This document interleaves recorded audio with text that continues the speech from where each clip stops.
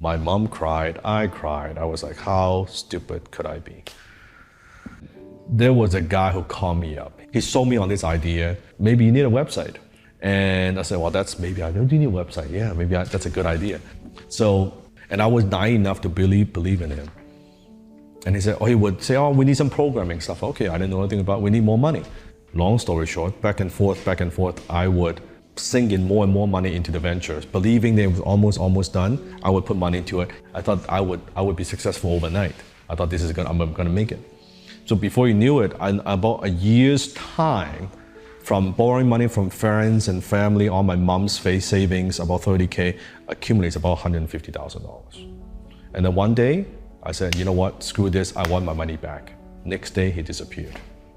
He moved out, nowhere to be found. I was so mad at myself. My mom cried, I cried. I was like, how stupid could I be? But I had no one to blame because I was trying to search for a shortcut. I thought I could rely on this person and I would be successful overnight. And I failed at 13 businesses and everything I touch, it just turns into chaos. It cost me so dearly when I don't know what I was doing. It turned me into this fanatic, obsessive student.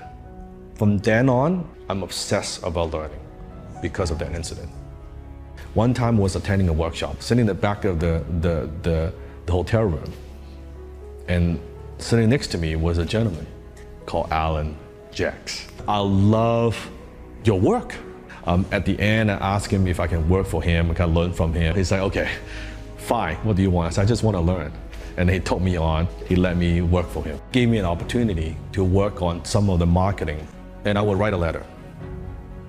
And I would give it to him. He looked at it. He said, it'll crumble, this is he'll throw it away. I said, do it again. Fine. We wrote the whole thing, take it to him second time. He'll look at this, he'll come with this. I said, it cannot be. He said, this is the best work that I could produce. He said, you can do better than that. Go back, write again. Third time. Try my very best, analyze every single word of my communication. Bring it to him, he looked at it for a little bit longer this time. Crumble it, this is So I'm not gonna do it again. I said, do it again. Fine. That happened 7th time. By the 7th time, this time it's like almost like a month later. He looked at it,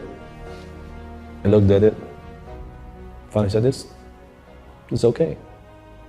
I said, oh, finally, this is okay. He said, you know what, Dan, let me tell you something. Actually, your first draft, it was okay. But he said, what if I just share with you? You thought this is your limit. This is as good as you could get.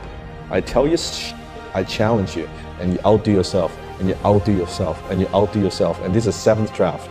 Now this is good work. So whatever you think the limit that you have, it's not your limit. You could do so much more. You might not like it.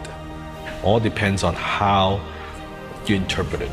But you will look back and the worst thing would turn out to be the greatest thing that ever happened to you.